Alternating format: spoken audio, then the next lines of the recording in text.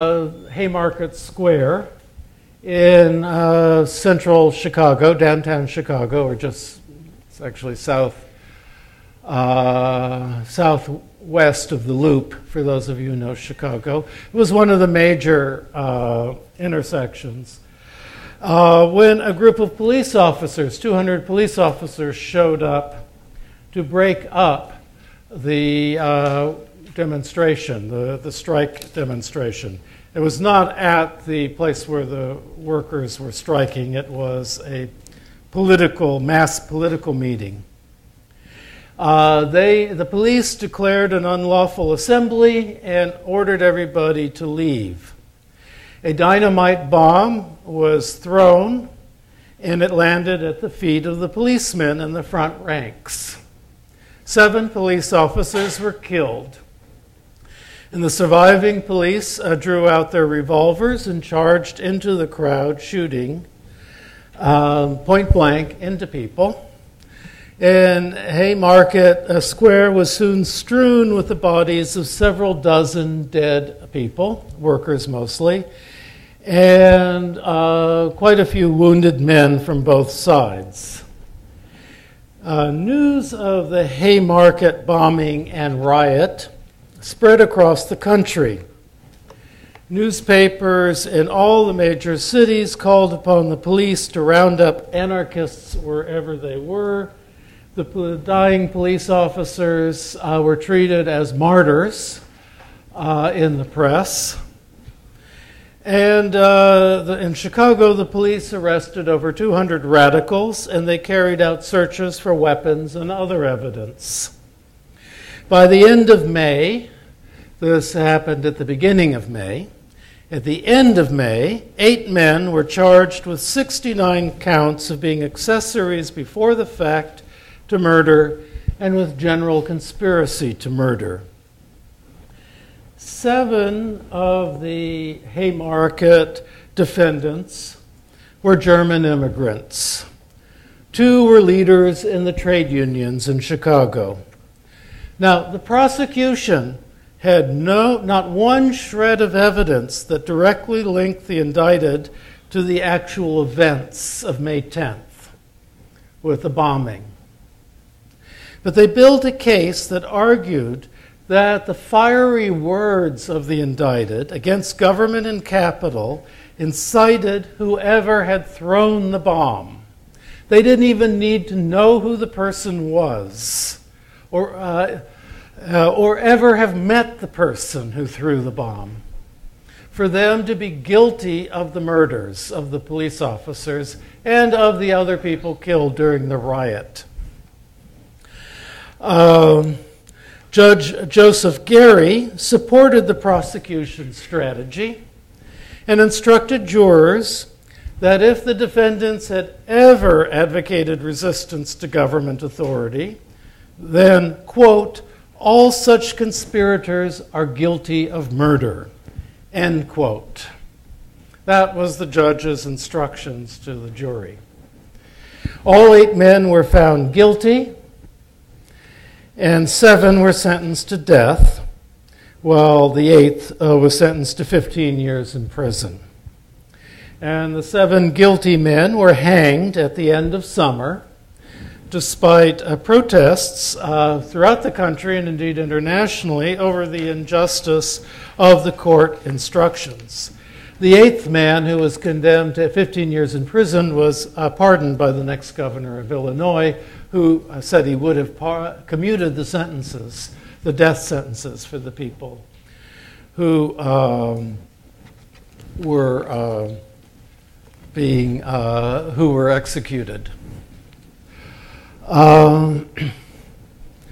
The defendants understood what was happening to them, that they were being symbols of, they were the victims for a concerted effort to suppress an increasingly more powerful labor movement.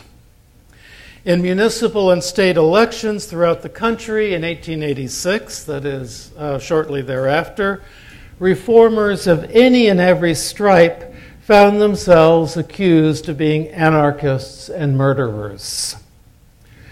Tax reformer Henry George, during his campaign for the New York City Council, found himself beset by groups of thugs who beat up his followers and demanded that George be hanged. And vigilante groups formed on both sides, and there was, as often happened during this period, concern that the country was drifting towards a second civil war. The crafts unions decided that in this climate, the Knights of Labor had become an organization that was incapable of responding to a crisis like this due to its disorganization or lack of organization, and that the trade unions needed to separate themselves from anything that smacked of radical social change.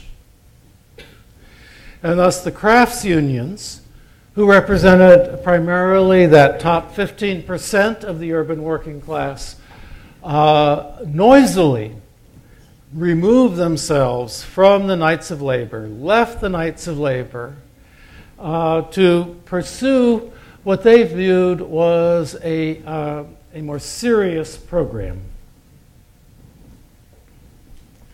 So, the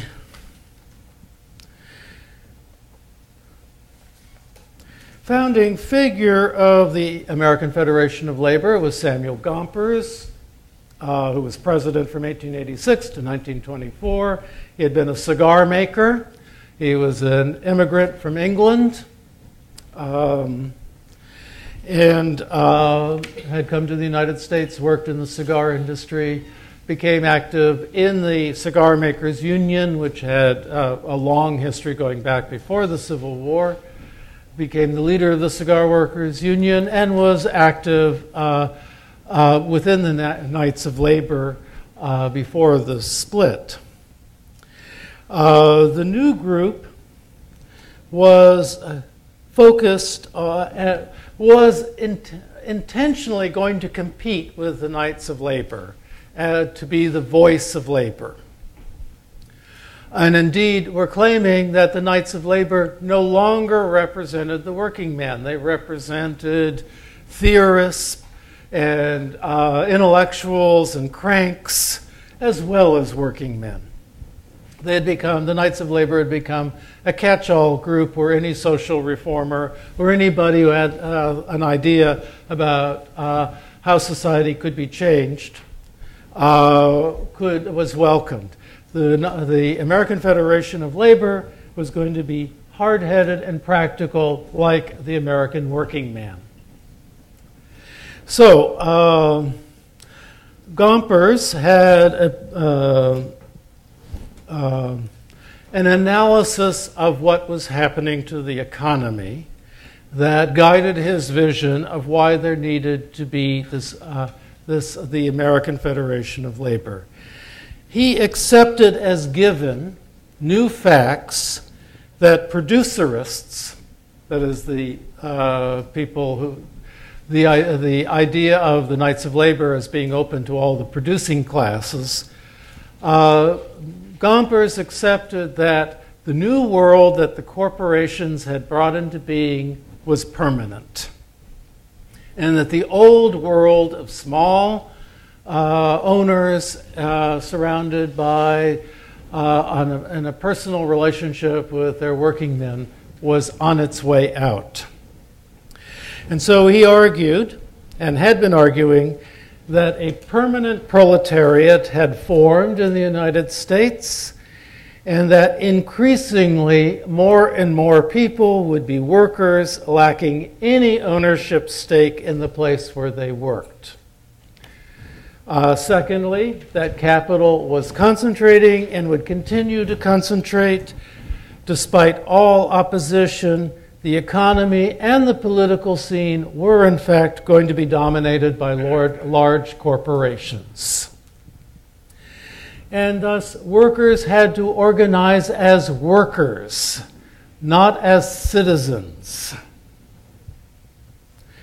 And he further argued that idealism hurt the working class and that activists had to be realists.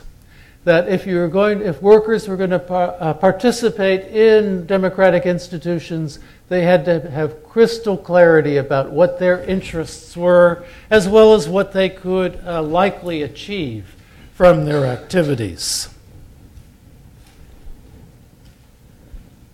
Now, if that sounds a little bit like Marxism, it is because Gompers was a Marxist,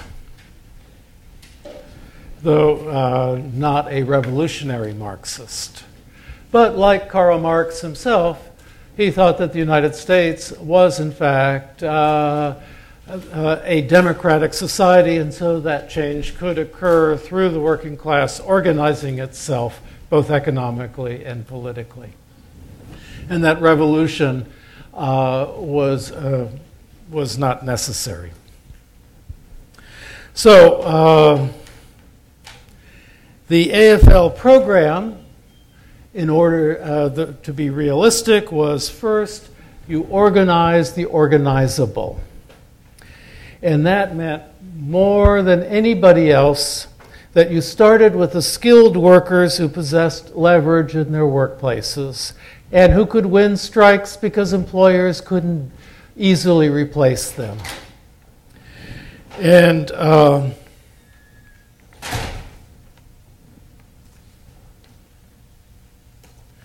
now, at this time, due to the high wages that American workers in general received relative to workers in other countries, in other major industrial countries, American corporations were investing heavily in machine production. This ironically meant that corporations became more dependent on skilled workers to keep the more complicated and expensive machines at work, functioning. So the industrialization, the incorporation of America actually strengthened the position of skilled workers, who, as I think I mentioned last time, were also, as a group, growing faster than the unskilled workers. Between 1870 and 1890, the number of skilled workers doubled, going from 1 million to 2 million. The unskilled were being displaced and found themselves increasingly working in less stable, smaller, and more exploitative shops where the profits depended on keeping wages low. But the skilled workers were at the center of the new economy, and if you kept that in mind, you could use their strategic position to force corporations to acknowledge your right to form a union and then to sign a contract with you. So this meant that you don't put any energy into organizing the unskilled or easily replaced workers. In practice, this meant ignoring women, blacks, and most immigrants. Now, I have to stress here that this was repeatedly stated in the AFL, at AFL meetings and in AFL literature, that this was merely a temporary step. That after the skilled workers were consolidated, then the unions would expand into more vulnerable sectors, a stage at a time. The problem was expending your limited resources and your energies defending people who were in a position